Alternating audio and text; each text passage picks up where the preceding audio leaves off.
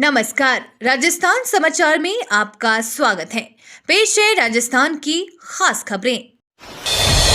भजनलाल सरकार के इस मंत्री का बड़ा दावा। लोकसभा चुनाव के बाद भी नागौर में सियासी पारा लगातार गर्म है। भजनलाल सरकार में मंत्री और नवासी बीजेपी विधायक विजय सिंह चौधरी ने दावा किया है कि भाजपा खिवंसर उपचुनाव हर हाल में जीतेगी। इससे पहले खिवंसर विधायक से इस्तीफा देने वाले हनुमान बेनीवाल ने आरएलपी की जीत का दावा किया था। लोकसभा चुनाव में खिवंसर विधायक और हनुमान बेनीवाल ने नागौर सीट से सांसद के रूप में जीत दर्ज कर ली। बेनीवाल ने 2 दिन पहले ही खिवंसर सीट से इस्तीफा दिया था। ऐसे में खिवंसर सीट खाली रह गई है। इस्तीफा देने वाले विधानसभा पहुंचे हनुमान बेनीवाल ने कहा था कि आरएलपी खिवंसर सीट से 8वीं बार चुनाव जीत चुके हैं और उपचुनाव में 9वीं बार भी आरएलपी प्रत्याशी ही खिवंसर से चुनाव जीतेगा।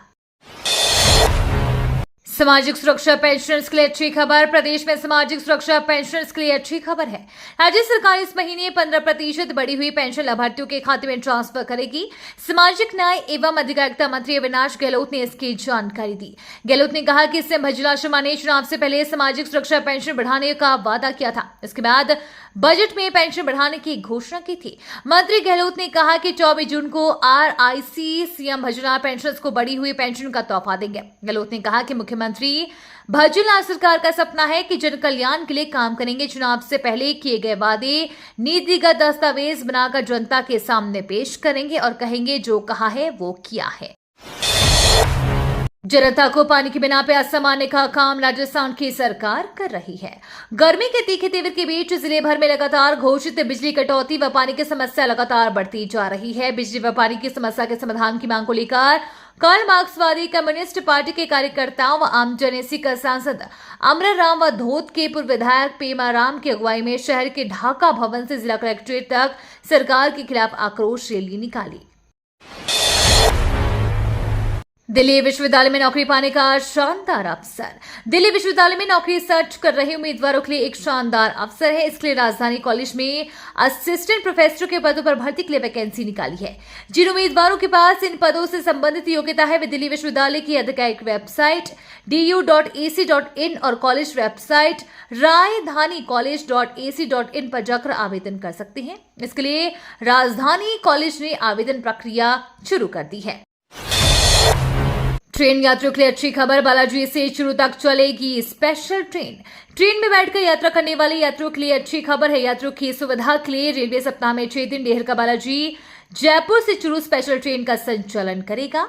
ये ट्रेन डेहर का बालाजी जयपुर से शनिवार को एक चूरू से रविवार को संचालित नहीं होगी। रेलवे के अनुसार ग्रीष्मकालीन अवकाश के चलते ट्रेनों में चल रहे अतिरिक्त यात्री भार से यात्रियों को राहत देने के लिए डेहर का बालाजी जयपुर से चूरू स्पेशल रेल सेवा 7 अगस्त तक डेहर का बालाजी से शाम 6:40 पर रवाना होकर रात्रि 11 बजे चूरू पहुंचेगी। जयपुर में 26 जून को फिर से गरजेगा बुलडोजर। राजधानी जयपुर में भजनलाल सरकार का ऑपरेशन बुलडोजर का लगातार तीसरे दिन भी जारी रहा। इस कार्रवाई के बाद अब आगामी 26 जून को फिर से ऑपरेशन बुलडोजर शुरू होगा। अगले फेज में मानसरोवर मेट्रो स्टेशन से सांगानेर पुलिया तक सड़क चौड़ी करने के लिए कार्रवाई की जाएगी। इसके तहत न्यू सांगानेर रोड पर बीच में आ रहे 625 अवैध निर्माणों को तोड़ा जाएगा। अतिक्रमियों को नोटिस सर्वे कर दिए गए हैं। दूसरी तरफ बुलडोजर एक्शन के खिलाफ आज प्रभावित दुकानदारों और अन्य लोगों से मोर्चा खोल दिया। धर्मांतरण पर नया कानून बनाएगी राजस्थान सरकार। राजस्थान में भजनलाल सरकार ने धर्मांतरण के मुद्दे पर सुप्रीम कोर्ट में हलफनामा दायर कर कहा है कि मौजूदा समय में उनके पास धर्म परिवर्तन के संबंध में कोई विशेष कानून नहीं है और उनकी इस संबंध में नया कानून बनाए जाने की योजना है। देश की शीर्ष अदालत सुप्रीम कोर्ट में राज्य सरकार के एएजी शिवमंगल शर्मा ने बताया कि हलफनामे में कहा कि प्रदेश में फिलहाल एक धर्म से दूसरे धर्म में धर्म परिवर्तन के संबंध में कोई विशिष्ट कानून नहीं है। हालांकि राज्य सरकार इस संबंध में सुप्रीम कोर्ट व हाईकोर्ट से जारी दिशा निर्देशों का पालन कर सख्ती से प्रक्रिया कर रही है। अब खुद का कानून लाने की प्रक्रिया में है। हलफनामे में राज्य में विशेष कानून लाने तक के लिए इस मामले पर मौजूदा न्यायिक दिशा निर्देशों और केंद्रीय निर्देशों का पालन करने की राजस्थान की प्रतिबद्धता पर भी चर्चा की गई है। जल जीवन मिशन घोटाले में ईडी ने ठेकेदार महेश मित्तल को दबोचा। जल जीवन मिशन में गड़बड़ी और भ्रष्टाचार के मामले में प्रवर्तन निदेशालय ने एक और बड़ी कार्रवाई को अंजाम दिया है। ईडी ने अब पीएचईडी के ठेकेदार महेश मित्तल को गिरफ्तार किया है। महेश मित्तल पहले पकड़े गए ठेकेदार पदमचंद जैन का रिश्तेदार है। इस मामले को लेकर एसीबी ने जो सबसे पहले केस दर्ज किया था उसमें भी महेश मित्तल का नाम है। वो करीब 9 महीने से फरारी काट रहा था। ईडी के अधिकृत सूत्रों ने महेश मित्तल की गिरफ्तारी की पुष्टि की है। युवा 50% महिला आरक्षण का विरोध न करें, बोले सीएम भजनलाल।